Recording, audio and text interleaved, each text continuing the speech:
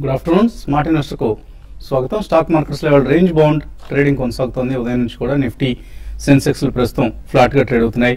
Nifty 7500 లెవెల్ను నిలబెట్టుకునేందుకు ప్రయత్నం చేస్తుంది. Mid and small క్యాప్స్లో కొంత బెటర్గా పెర్ఫామ్ చేస్తున్నాయి. Small cap index CNX small cap index చూస్తే 0.5% పెరిగింది, లాభపడింది. అండ్ బ్యాంకింగ్, మెటల్స్, ఫైనాన్షియల్ స్టాక్స్లో వీక్ ట్రెండ్ కనిపిస్తుంది. బ్యాంక్ నిఫ్టీ కూడా ప్రధానంగా పిఎస్యు బ్యాంక్ ఇండెక్స్ 0.74% నష్టపోయింది. బ్యాంక్ నిఫ్టీ 0.3% నష్టంతో ట్రేడ్ అవుతుంది. సో డిఫెన్సివ్స్లో ఇవాళ కూడా కొంత బెటర్ పెర్ఫార్మెన్స్ కనిపిస్తుంది. సిఎన్ఎక్స్ ఐటీ ఇండెక్స్ 0.7% పెరిగింది. అలాగే ఆయిల్ అండ్ గ్యాస్ స్టాక్స్లో కూడా కొంత కొనుగోళ్లు కనిపిస్తున్నాయి.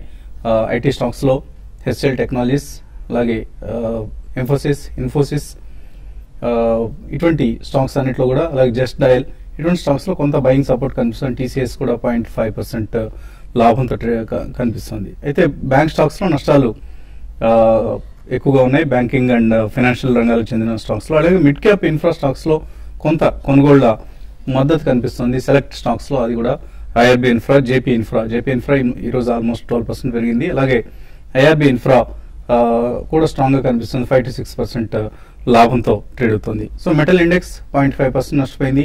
మెటల్ స్టాక్స్లో ఎక్కువ నష్టాలు కనిపిస్తున్నాయి.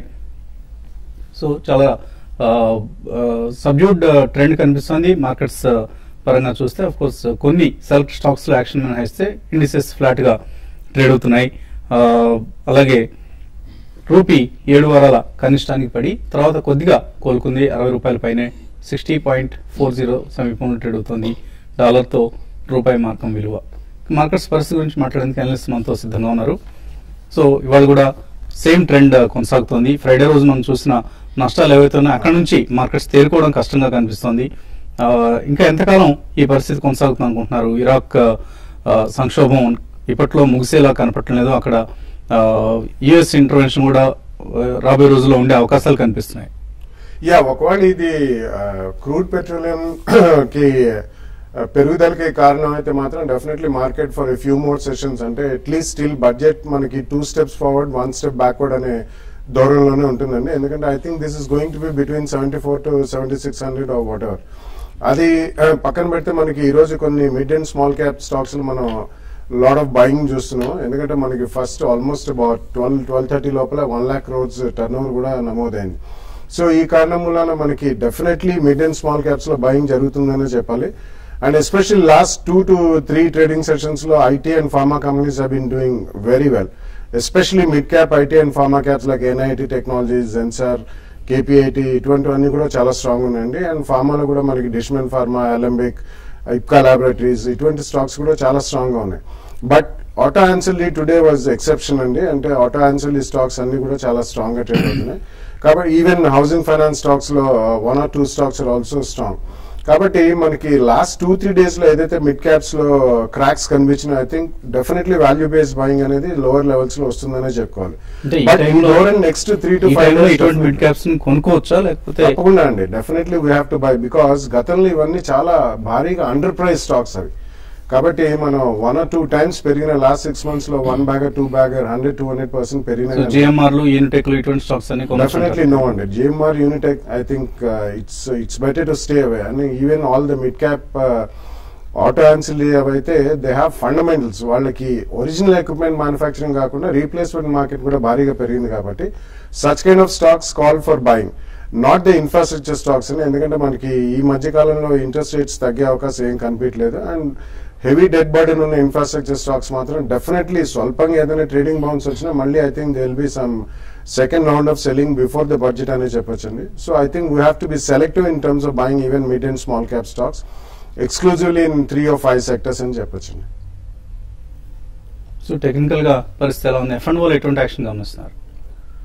F&O I think high beta stocks ఏవైతే ఉన్నాయో వాటిలోనే కొద్దిగా యాక్షన్ ఎక్కువగా కనిపిస్తుంది. Basically stocks like IRB, HDIL and Reliance Infra, Reliance Capital వీటిలోనే ఉంది. బట్ ఐ థింక్ నిఫ్టీ కనుక మనం చూస్తే 7432 I think it's 20-day moving average. So అక్కడ వరకు దెర్ ఈస్ నో ట్రేడ్ అని చెప్పొచ్చు అండి. Even long or short maybe buy on dips అని చెప్పొచ్చు యాజ్ ఆఫ్ నో. ప్రాబ్లీ 7430 వస్తే అక్కడ ప్రాబ్లీ లాంగ్స్ అటెంప్ట్ చేయొచ్చు. Otherwise there is no trade in Nifty. అదేవిధంగా బ్యాంక్ నిఫ్టీ కనుక చూస్తే 15,214 ఏదైతే 20-day moving average short term support ఉందో అది ఆల్రెడీ బ్రీచ్ అయి 2 days మనం దాని బిలో క్లోజ్ అవుట్ నుంచి చూసాం. సో డెఫినెట్లీ దీనిలో సెల్ కాల్ అని చెప్పొచ్చు బ్యాంక్ నిఫ్టీలో. Probably any rally close to 15,200 sell చేయాలని చెప్తున్నాం. And 15,350 would be the stop loss. And I think bank Nifty once it starts cracking probably there is a gap 16th May రోజు ఏదైతే gap ఉందో that comes to 14,400 and 14,300. So definite గా bank నిఫ్టీలో another 400 to 600 points crack అయ్యే chance ఉంది. So any rallies probably bank Nifty can try and attempt to sell short. Okay అండి. So railway freight charges పెంచమంటూ recommendation వచ్చింది railway board నుంచి అంటూ వార్తలు వస్తున్నాయి. మేబీ ప్రైమ్ మినిస్టర్ ఆఫీస్ నుంచే స్వయంగా ఇటు ఈ మేరకు ప్రకటన వచ్చే అవకాశాలు కనిపిస్తున్నాయి. అండ్ కమాడిటీస్ మార్కెట్ ఎలా కనిపిస్తుంది ప్రస్తుతం? కమాడిటీస్ మార్కెట్ విషయానికి వస్తే కనుక ముఖ్యంగా గోల్డ్ అండ్ సిల్వర్ విషయానికి వస్తే కనుక లాస్ట్ 1 week నుంచి పాజిటివ్ గా ట్రేడ్ అయినటువంటి గోల్డ్ అండ్ సిల్వర్ మండే కూడా ఈ పాజిటివ్ ధోరణి కొనసాగించింది అనమాట. అయితే ఈ రోజు కనుక చూస్తే కనుక పర్టికులర్ రేపు వెలువడి ఉంటే FOMC మీట్ కారణంగా కొంత కాషియస్ గా ఉండి హైయర్ లెవెల్ లో ప్రాఫిట్ టేకింగ్ చేశారని చెప్పాలి. Because of US economy figures మనం గత కొంతకాలం చూస్తే పాజిటివ్ గా రావడంతో FOMC డెసిషన్స్ కొంచెం క్రూషియల్ గా మారనున్నాయనేటువంటి నేపథ్యంలో ఆ ట్రేడర్స్ కొంత కాషియస్ గా ఉన్నారని చెప్పాలి. అండ్ హైయర్ లెవెల్ లో ప్రాఫిట్ టేకింగ్ అనేది కూడా జరిగిందని చెప్పాలి. ఇంటర్నేషనల్ మార్కెట్ లో కనుక చూస్తే కనుక ఇది అరౌండ్ 1285 నుంచి 1288 రేంజ్ లో సెల్లింగ్ అని మనం ప్రాఫిట్ టేకింగ్ అనేది చూసాం అనమాట. అదేవిధంగా మన మార్కెట్ లో కనుక చూస్తే కనుక 27,000 అబోవ్ ట్రేడ్ అయినప్పటి నుంచి కొంత సెల్లింగ్ ప్రెషర్ అనేది ఎదుర్కోవడం అనేది మనం చూస్తున్నాం అనమాట. అయితే ఓవరాల్ ట్రెండ్ అయితే కనుక చూస్తే కనుక మరొకసారి గోల్డ్ అండ్ సిల్వర్ కొద్దిగా ఇదర్ 42,500 to 800 రేంజ్ సిల్వర్, అదేవిధంగా గోల్డ్ 27,300 రేంజ్ లో నుంచి మరొకసారి టచ్ చేసే అవకాశాలు ఉన్నాయి. ఆ రేంజ్ లో ప్రిఫర్ టు సెల్ అని చెప్పవచ్చు. అండ్ ఎనర్జీ సెక్టార్ విషయానికి వస్తే కనుక ముఖ్యంగా crude oil and natural gas.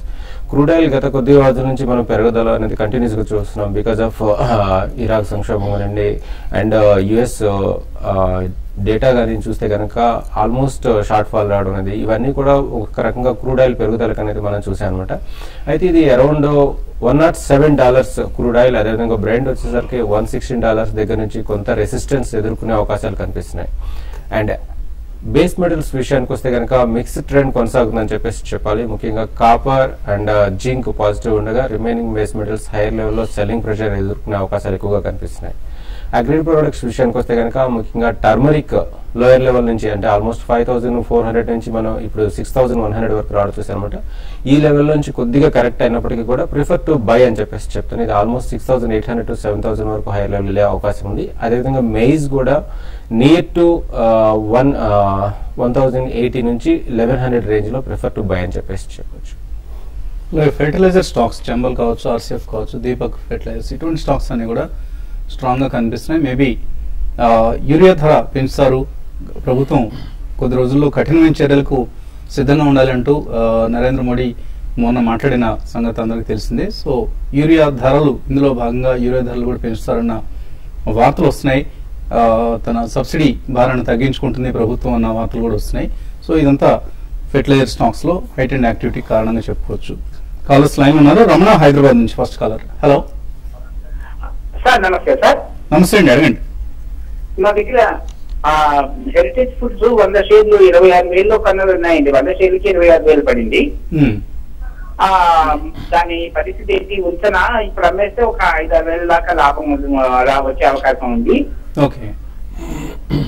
So heritage foods hold చేయొచ్చా, సెల్ చేయొచ్చా? ఇక్కడ I think it's a hold అండి. ప్రాబ్లీ ఇంకొంచెం కిందకు వస్తే ఇట్స్ ఏ బై అని చెప్పొచ్చు. బేసికలీ దాని targets looks like it will touch 450 to 500 in the next 3 to 6 months. So definitely 281 rupees is a major support అనమాట. సో మీ కాస్ట్ అరౌండ్ 261 ఉంది కాబట్టి ప్రాబ్లీ 281 స్టాప్ లాస్ పెట్టుకుని you can hold and probably wait for a target of 390 to 400. తర్వాత తాండూరు నుంచి Phani. Hello hello అడగండి Phani. Hello నమస్తే అండి. నమస్తే అండి. మేము GMR 27 రూపీస్ లో కొన్నామండి. అదాని పవర్ 55 రూపీస్ లో కొన్నామండి. హోల్డ్ చేయమంటారా లేదంటే? ఇవన్నీ ఏంటి, షార్ట్ టర్మ్ ఐడియాసా లేకపోతే లాంగ్ టర్మ్ కోసం? Long term. ఇవన్నీ హోల్డ్ చేయొచ్చా లాంగ్ టర్మ్ కోసం? I think both of them are trading stocks అండి. లాంగ్ టర్మ్ అనేది వీటిలో I mean every momentum stocks ఇవి. Probably long term probably GMR 50 to 51 దాకా వచ్చే ఛాన్స్ ఉంది. But meanwhile you get lot of opportunities to trade. So 40-44 వస్తే కనుక definitely ఒకసారి ప్రాఫిట్ బుక్ చేయొచ్చు. Again it lower levels you can try to రీబై.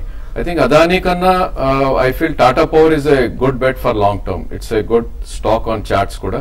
So Adani is also a trading stock between maybe 68 and 49 అని చెప్పొచ్చు. Okay అండి, మరిన్ని calls తీసుకోబోయే ముందు కాసేపు ప్రకటన.